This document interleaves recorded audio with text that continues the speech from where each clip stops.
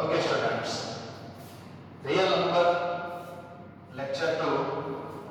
पहले लेक्चर में हमने क्या क्या डिस्कस कर लिया था? We have discussed in last class natural number, whole number, prime number, coprime number, rational number and irrational number.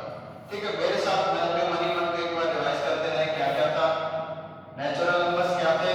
जो नंबर काउंटिंग नंबर्स होते हैं, स्टार्ट 1 से होते हैं और अप टू इनफाइनाइट तक। Smallest number 1 and largest number is not defined. Similarly whole number और natural numbers में सिर्फ एक एलिमेंट का फर्क होता है which is 0 and after that 1 2 3 and so on up to infinite it is whole number. Prime numbers वो number होते हैं या तो खुद से डिविजिबल होंगे या फिर 1 से, बाकी की दुनिया में किसी भी और नंबर से डिवाइड नहीं होते हैं। या हम ये कह सकते हैं कि प्राइम नंबर वो नंबर होते हैं जिनके केवल 2 फैक्टर्स होते हैं। ठीक है, को-प्राइम नंबर, को-प्राइम एक रिलेटिव वर्ड हो गया, यानी कि यहाँ पर को-प्राइम की बात कर रहे हैं तब हम 2 नंबर्स की बात कर रहे हैं।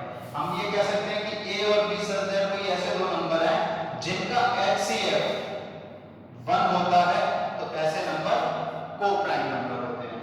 ठीक है, इसके बाद आया था इंटीजर्स पर। ठीक है, इंटीजर्स होल नंबर्स के नेगेटिव नंबर्स को भी इंक्लूड कर लेता है और 0 1 2 3 and up to infinite, these numbers are integers। ठीक है, इंटीजर्स में क्या होता है? होल नंबर में देखा था कि 0 सबसे छोटा एलिमेंट है, प्राइम नेचुरल नंबर में देखा था हमने 1 सबसे छोटा एलिमेंट है। इंटीजर्स में ना तो हमें किसी छोटे एलिमेंट्स का पता होता है ना ही हमें इसके बड़े एलिमेंट्स का पता होता है। ठीक है, इसके बाद बात करते हैं रेशनल नंबर की। रेशनल नंबर्स कैसे होते हैं? p अपॉन q की फॉर्म में होते हैं। p and q belongs to integer and q is not equal to 0। Okay, इसके बाद बात की थी हमने इरेशनल नंबर की। इरेशनल नंबर क्या होते हैं? जो नंबर्स p अपॉन q की फॉर्म में नहीं लिखे जाते हैं। ठीक है ना, कैसे नहीं लिखे जाते हैं? p अपॉन q की फॉर्म में नहीं लिखे जाते हैं, ऐसे नंबर्स इरेशनल नंबर होते हैं। Suppose that √2। ठीक है, √2 अगर किसी के दिमाग में ऐसा हो कि √2 अपॉन मान लेते हैं सर ये तो p अपॉन q की फॉर्म में हो गया, लेकिन p अपॉन q की फॉर्म का मतलब ये है कि p और q कैसे नहीं होने चाहिए? कैसे होने चाहिए? इंटीजर होने चाहिए।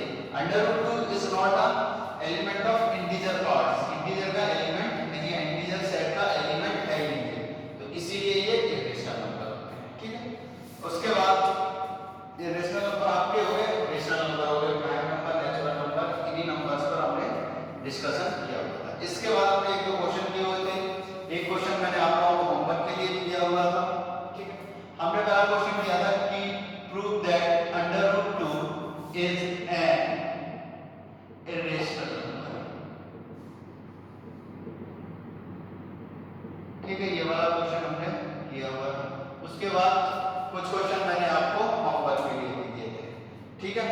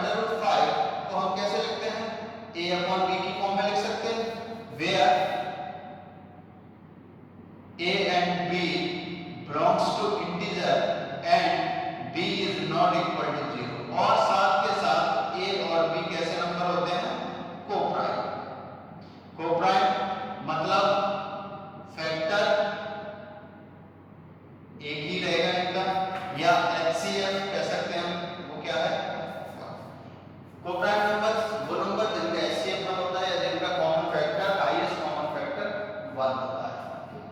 चलिए अब हम क्या करेंगे, क्रॉस मल्टीप्लिकेशन करेंगे तो a इज इक्वल टू क्या आ जाएगा √5 b स्क्वायर कर देंगे तो a square is equal to 5 b square.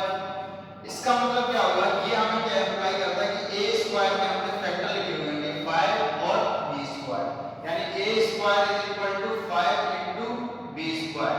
5 into b square यानी a स्क्वायर का फैक्टर एक 5 है और एक b है, तो इसका मतलब क्या होगा कि 5 is a factor of a square. ठीक है, एक प्रॉब्लम हम लास्ट क्लास में डिस्कस की थी, कोई भी नंबर अगर किसी स्क्वायर का फैक्टर होता है तो वो नंबर उस नंबर का भी फैक्टर होता है, तो ये that means 5 is a factor of a। इसका मतलब ये होगा कि हम a को 5 into c कुछ लिख सकते हैं, देखो क्या लिख सकते हैं 5 into c, ये क्या हमने कुछ फैक्टर नहीं, ये फैक्टर 5 था और दूसरा कोई बचा हुआ फैक्टर रहा होगा, ठीक है 5 into c। अब a की वैल्यू हम यहां पर रख देंगे, जब हम a की वैल्यू यहां पर रखेंगे तो यहां से हमें क्या मिल जाएगा, यहां से हमें मिल जाएगा 25c square is equal to 5b square, ये कैंसिल हुआ यानी क्या आ गया 5c square is equal to b square.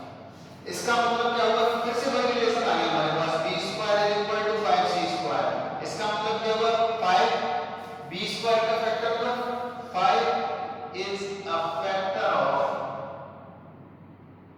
b square and it is implies 5 is a factor of b also।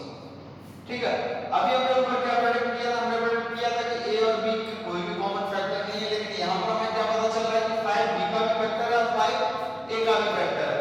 इसका मतलब हमने जो ऊपर अज्यूम किया है वो गलत अज्यूम किया है, दैट मींस जो भी हमने अज्यूम किया वो गलत था, सो √5 इज एन इरेशनल नंबर। ठीक है, बोर्ड में आ जाता है तो थोड़ा सा 10 लाइन लिख देना है इसको और हमें पूरे के पूरे नंबर इससे मिलता है। ठीक है,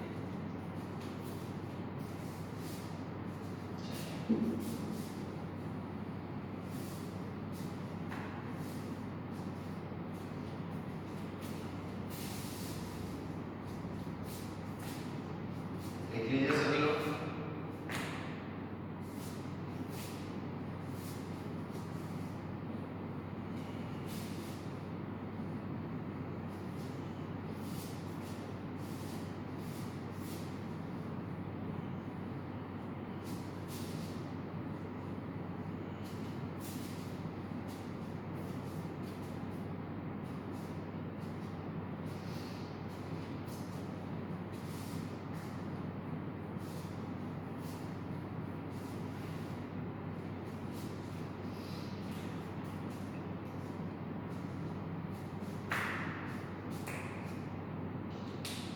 रियल नंबर के बाद रियल नंबर में आगे जब हम स्टडी करते हैं तब हम स्टडी करते हैं अपने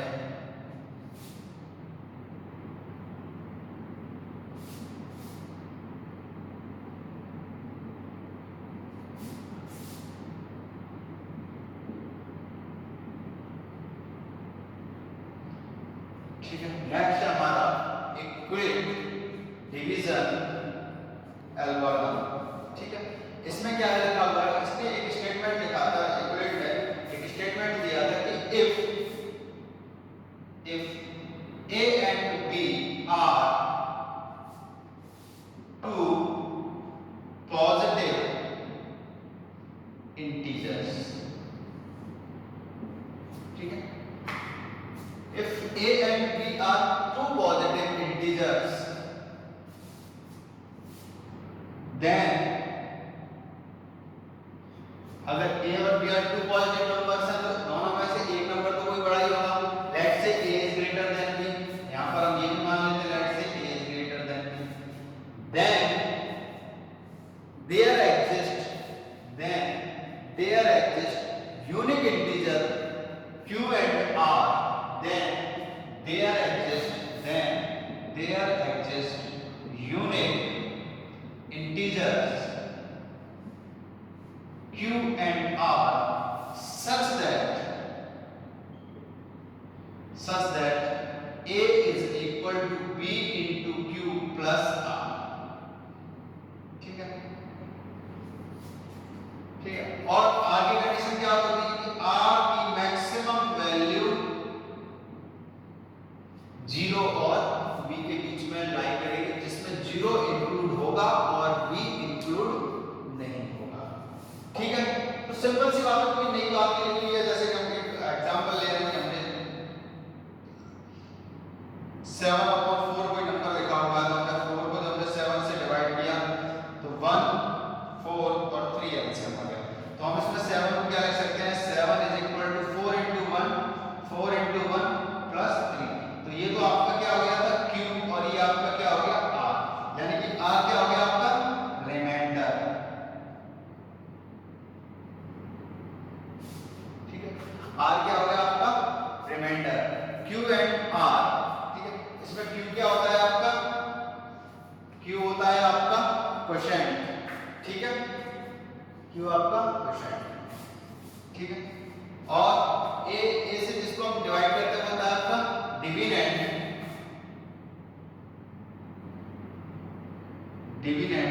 ये आपका क्या होता है डिवीजर।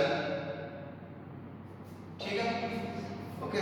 तो इस तरह से हम किसी भी नंबर को लिख सकते हैं। जैसे हम दो नंबर और अज्यूम करें, फॉर एग्जांपल हमने कोई नंबर अज्यूम किया 7 और 3, इन दोनों को हमें इस फॉर्म में लिखना हो, हम 7 को क्या लिख सकते हैं, 7 is equal to 3 into 2 plus 1। ठीक है, ये आपका डिविडेंड, ये आपका डिवीजर, ये आपका क्वोशिएंट, और ये आपका रिमाइंडर। ठीक है, तो this is the equate division algorithm. इससे बेस्ड लगभग 2 नंबर का या 3 नंबर का कोई ना कोई क्वेश्चन एग्जाम में 10th के एग्जाम्स में आ जाता है। ठीक है, तो लगभग हर साल आ जाता है। तो इसके हालांकि 5 नंबर या 4 नंबर वाले सेक्शन में इसके क्वेश्चन नहीं बनते, लेकिन 2 या 3 नंबर में इसके क्वेश्चन बन जाते हैं। तो ये हमें आना चाहिए अच्छे से। ठीक, लिखिए इस पर बेस्ड क्वेश्चन कैसे बनते हैं। ये तो हो गया, ये तो सबको पता था, ये तो सारे लोग सभी जानते थे कि अब इस पर बेस्ड क्वेश्चन कैसे बनेंगे। क्वेश्चन लिखें इस पर based.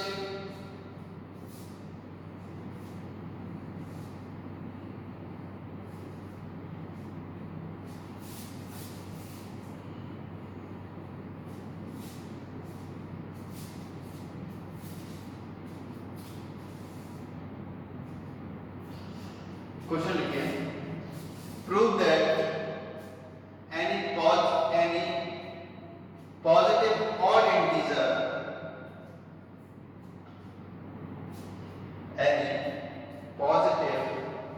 odd integer is of the form of is the form of 4q plus 1 or 4q plus 3, 4q plus 1 or 4q plus 3।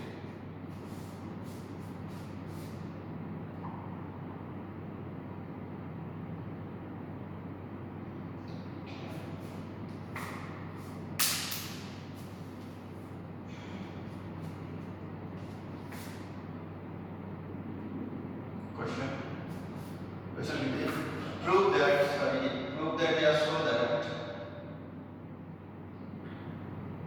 any positive odd integer, so that any positive and odd integer is of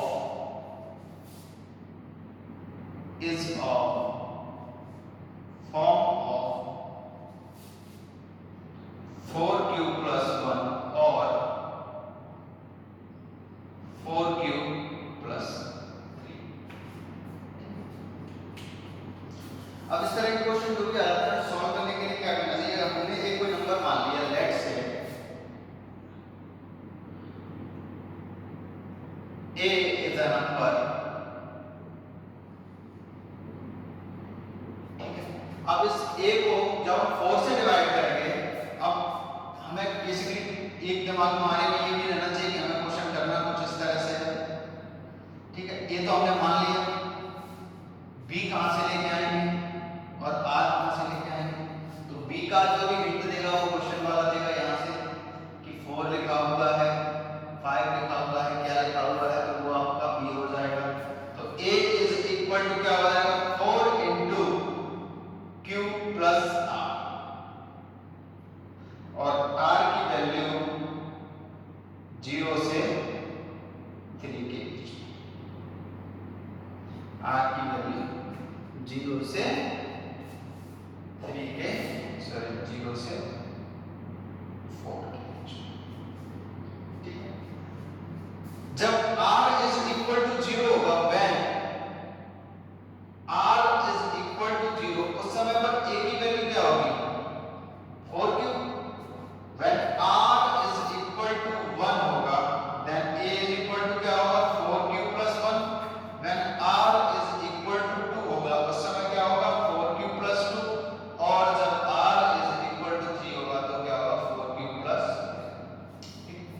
अब हमें ये नहीं पता है कि हम जब भी कोई नंबर पढ़ रहे हैं, सीक्वेंस में पढ़ रहे हैं, तो एक और आएगा, एक इवन आएगा, एक और आएगा, एक इवन आएगा, एक और आएगा, एक इवन आएगा, इस तरह से नंबर आता है। तो 4q क्या लिख सकते हैं, 2 into 2q, तो ये क्या हो जाएगा आपका इवन नंबर। जब इसी नंबर में एक नंबर और किया, ऐड किया, तो हमें क्या मिलेगा, और फिर हमें क्या मिलेगा, इवन, और फिर हमें क्या मिलेगा, और।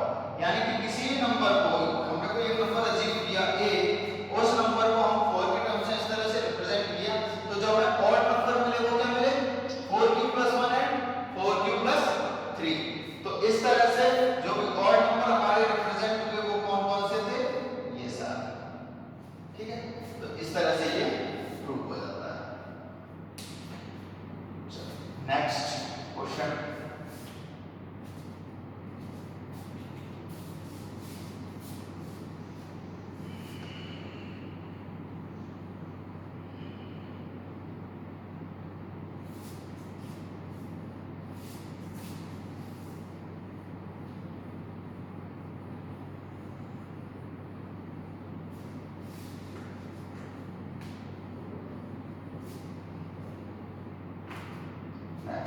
क्वेश्चन लिख लीजिए, ये आपके लिए इसी से मिलता जुलता, ये आपके लिए होमवर्क वाला क्वेश्चन लिख लीजिए। If n is an odd integer, then prove that n square minus 1 is divisible by 8, is divisible by 8. If n is an odd integer, then n square minus 1 is divisible by 8. Positive integer और लिख लीजिए, यहाँ पर लिखना जरूरी है।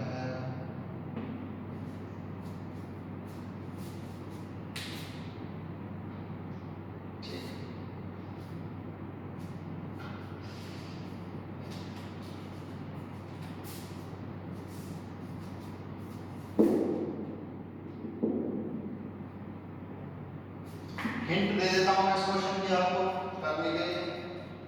इसमें आपको n और पॉजिटिव इंटीजर, जैसे हमने पिछले केस में निकाला था, जब n कोई भी ऑड नंबर निकालना होता था, तो n पॉसिबली n क्या क्या हो सकता है, 4m प्लस 1 या 4m प्लस 3। ये n की वैल्यूज इस वाले इक्वेशन में रख के देखो और उसको 8 से डिवाइड करके देखो, कुछ सॉल्व होता हुआ दिखाई देगा तो बताना मुझे नेक्स्ट लेक्चर तक। आप अपने फीडबैक्स साथ के साथ भेजते रहें। आप लोगों को ग्रुप में ऐड कर दिया गया है, कोई भी डाउट्स आते हैं, असाइनमेंट्स आपको दे दिए जाएंगे, कोई भी डाउट्स आते हैं उससे रिलेटेड आप उसको ग्रुप पे शेयर कर सकते हैं। ग्रुप पे शेयर नहीं कर सकते हैं तो मेरा उसमें इंडिविजुअल नंबर है, आप उस नंबर पर मुझसे कांटेक्ट कर सकते हैं। बट मेक श्योर आपके कोई भी डाउट्स बकाया नहीं रहने चाहिए। ड्यू टू लॉकडाउन हम इस समय फिजिकल क्लास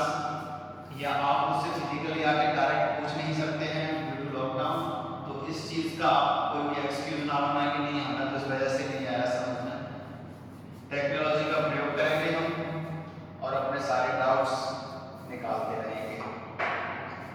ठीक है।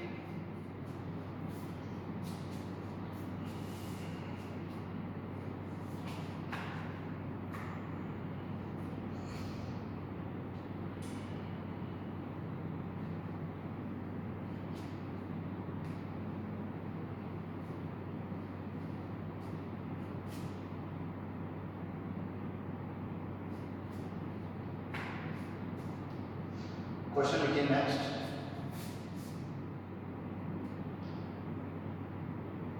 So that square of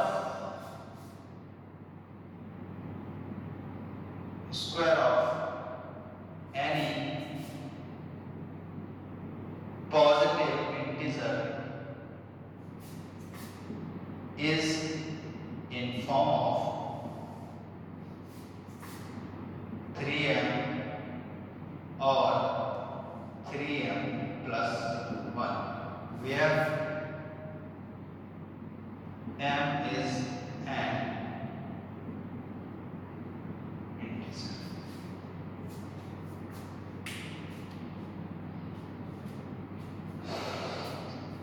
ठीक है, चलिए सॉल्व करते हैं इस क्वेश्चन को।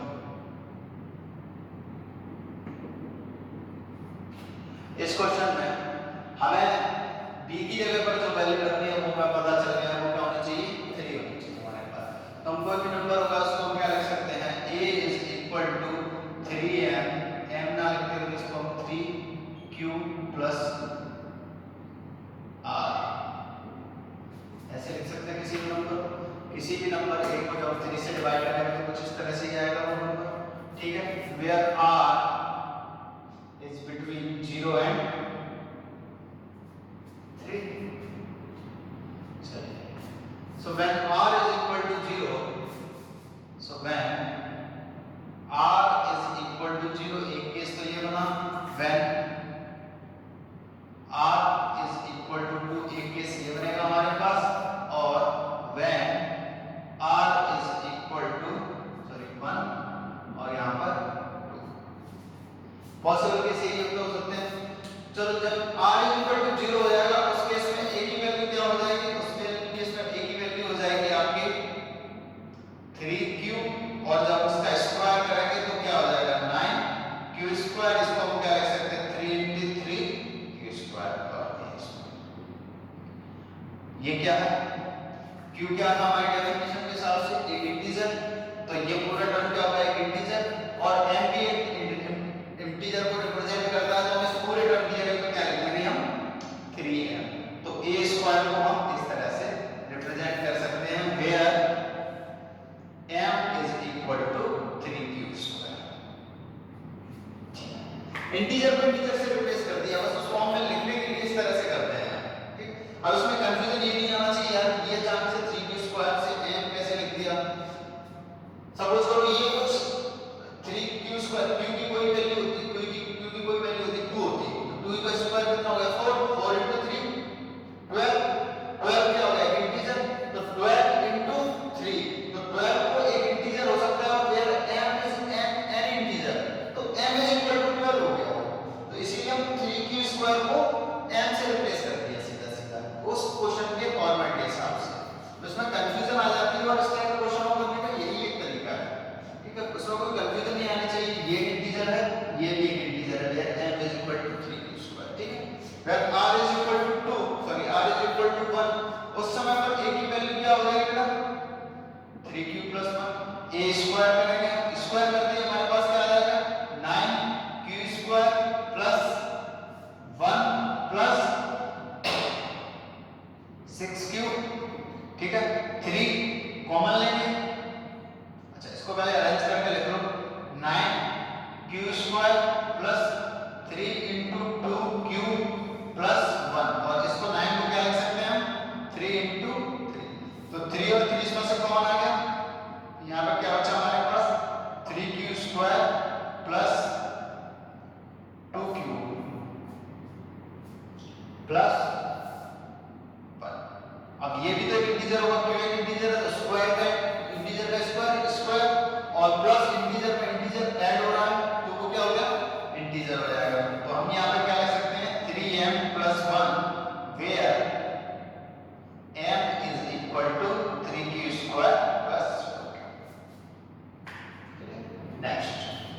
नेक्स्ट में a is equal to 3 cube plus 2, ठीक है, देखा होगा आप लोगों को। स्क्वायर करेंगे, जैसे हम स्क्वायर करेंगे आपको क्या आ जाएगा, a square is equal to क्या आ जाएगा आपका 9 q square plus 4 plus 9 into 2 into 2 4 और 4 प्लस 3 4 इंटू 3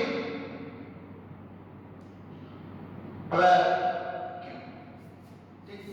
अब इसमें से कॉमन लेने में थोड़ी सी दिक्कत आ सकती है, थोड़े सोचने के लिए स्मार्ट खेलना चाहिए। यहाँ पर हमें क्या करना चाहिए, 9 q square plus 12 Q plus 3 और प्लस 1, ठीक। इसमें से 3 कॉमन आ जाएगा, इसमें से 3 कॉमन आ जाएगा तो क्या बचेगा 3 Q square plus 4 Q plus 1 and plus 1, और इसको अगेन फिर से रिप्लेस कर देंगे m से, तो 3m plus 1 where m is equal to 3q square plus 4q plus 1।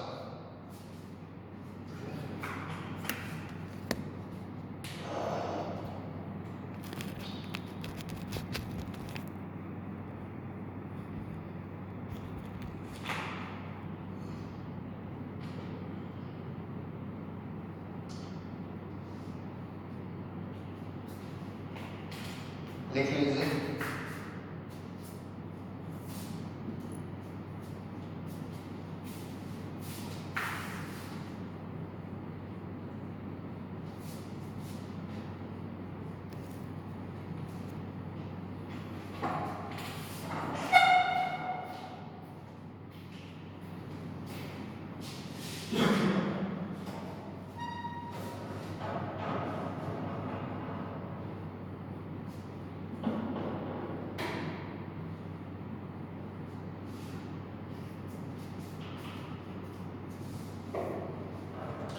बात करते हैं एलसीएम और HCF, LCM and HCF. LCM LCM और HCF. LCM lowest common multiple, lowest common multiple of lowest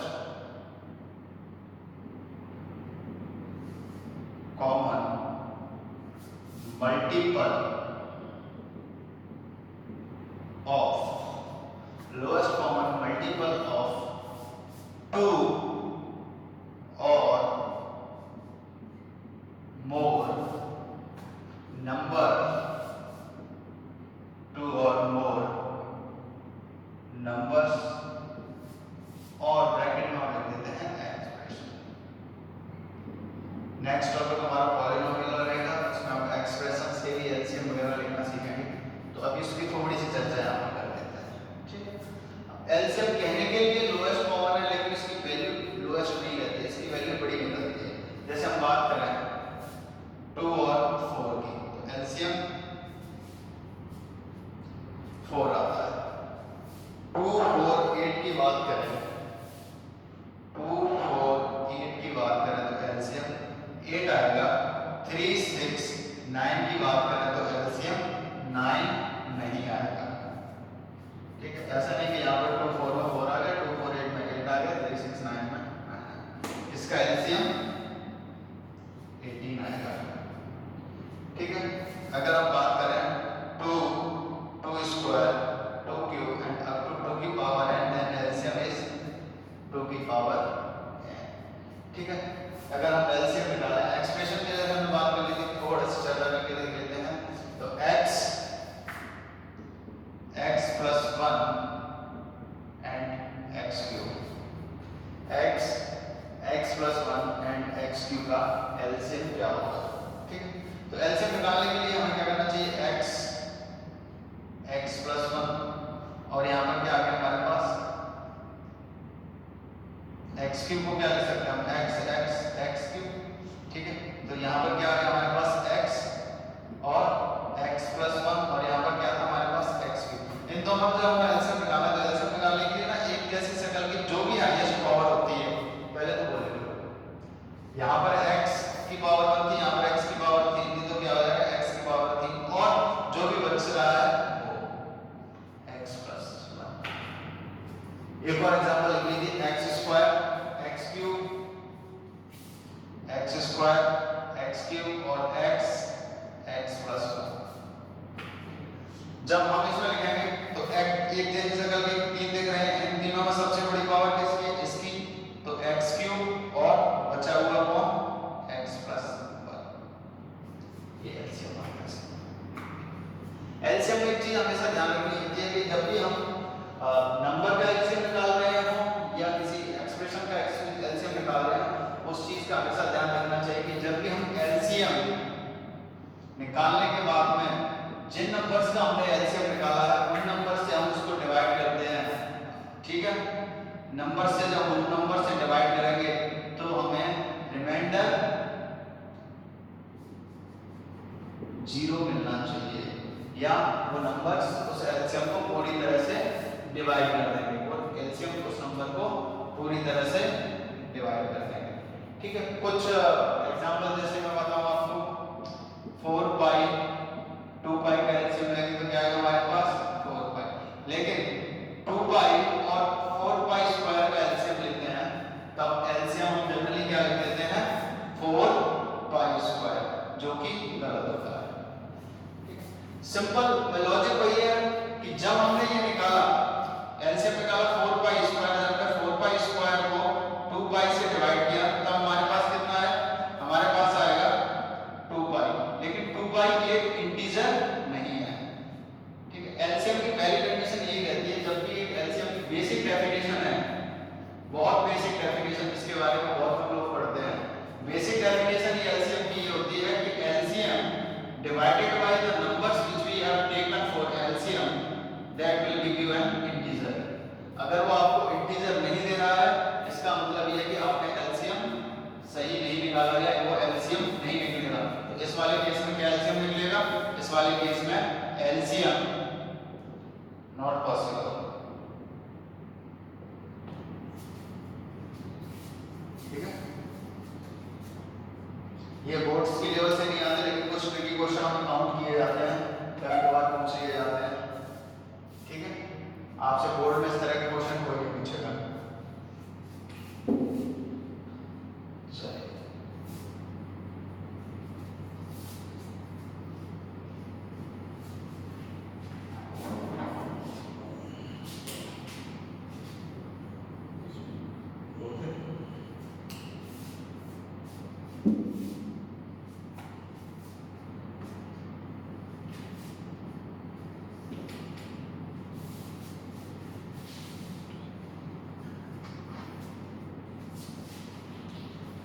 ठीक है, तो अभी तक हमने क्या पढ़ लिया? Rational number, irrational number, natural number और इक्विड डिवीजन एल्गोरिथम, एचसीएफ, एलसीएम, इन पर बेस्ड कुछ क्वेश्चंस आपको होमवर्क के लिए मिलेंगे आज।